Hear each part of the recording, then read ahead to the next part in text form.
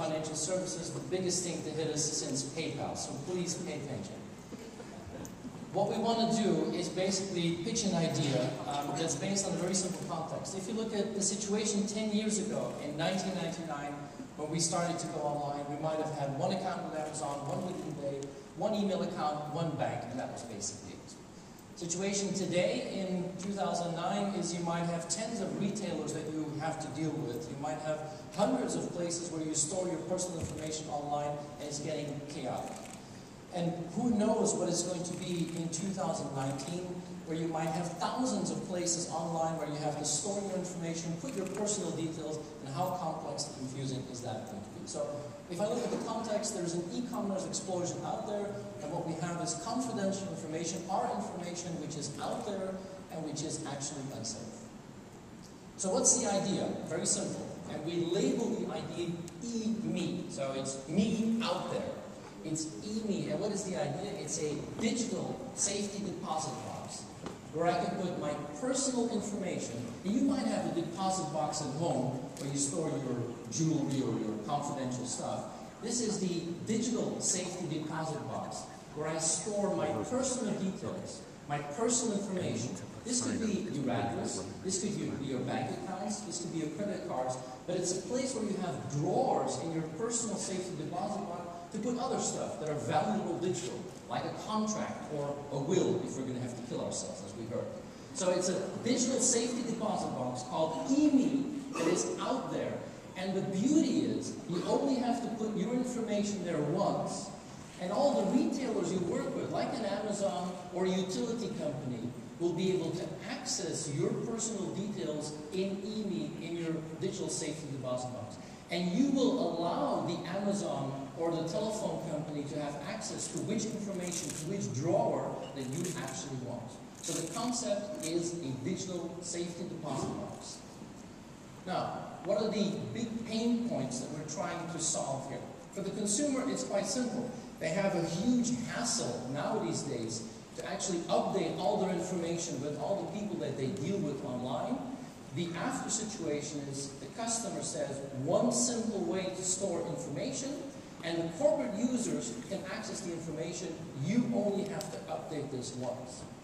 What is the pain with the banks? Well, the banks have had a difficult year. They've kind of lost the trust of their consumers a little bit. And this might be a way to regain. And more, the banks are getting disintermediated, and PayPal is a good example. And for the corporates, what is the big pain with the corporates is they have this complexity as well. And more, there is huge risks of cost and risk of non-payment.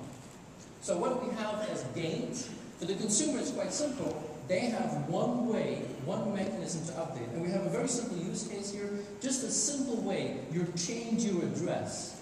If you change your address today, and you have to update, with all these corporates out there, your personal detail, bank account, payment mechanism, if you have eMe, you have one change, and all the corporates will always use the most updated digital information.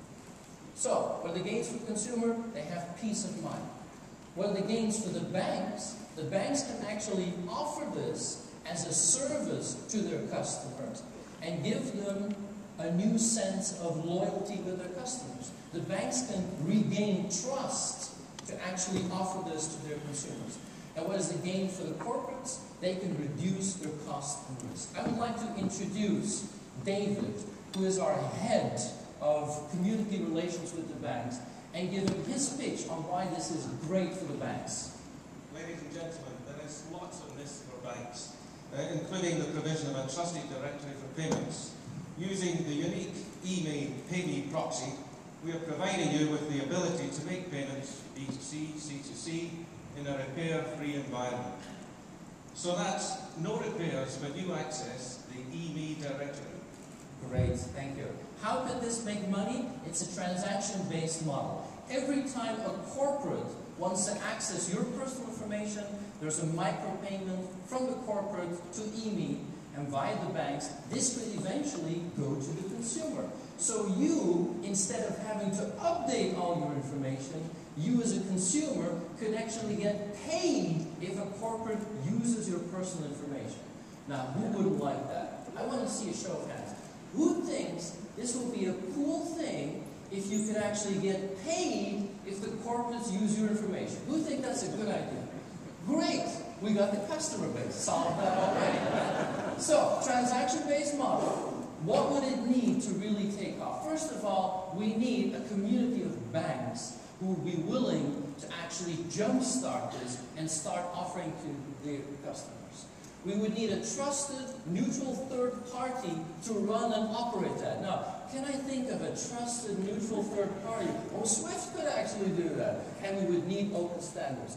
Can we get a community of banks together? I would like you to introduce Victor, who left his high-paying job at Swift to work for our startup. He's been living in the garage with us for the last week and say, how would I use the banks to do this? Well, banks need to provide a trust in the system. And banks have the trusted relationship with their customers.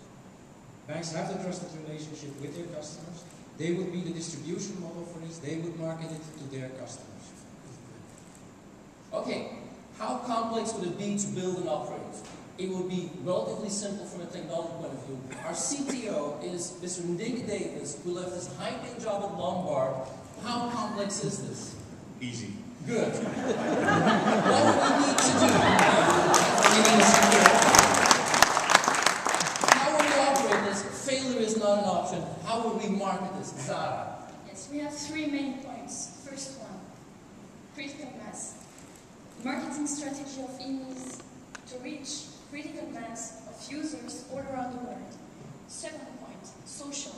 We can help banks leverage the potential of social network by using Facebook, Twitter, and so on. And third point, communication about security and availability.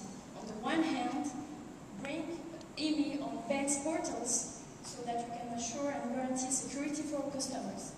And on the other hand, make eMe available at any time, anywhere, by putting it and developing special widgets and applications for mobiles. Thank you. So, in conclusion, it's a very simple thing. First step would be information setup, just personal information out there in the vault. Second is we could use this for security. Jean-Philippe, very quickly, if we would add authentication to this, what would it mean for the ecosystem? For e-commerce, it will mean the next step for the single sign-on. Excellent. And in terms of value-added services, which is the third thing we want to do, and I would like to introduce Yuri, who's our head of research. Turn around, Yuri. Look at the ponytail. Look at this gentleman. What would be the ultimate future of value-added services? Future service for eMe will be able to act as electronic proxy of customer, and will be able to give advices and answer questions on behalf of customers. Excellent. Thank you very much. We have to close it. Let's close. Finally, this is very simple. This is $100K to develop a concept, $1 million for a proof of concept, a $10 million investment, and $1 billion opportunity, even in emerging markets.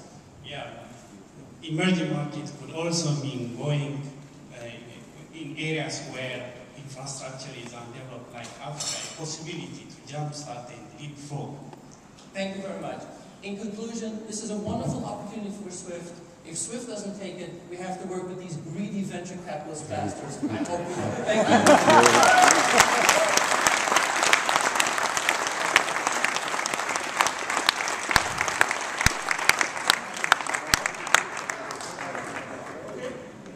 Okay, time.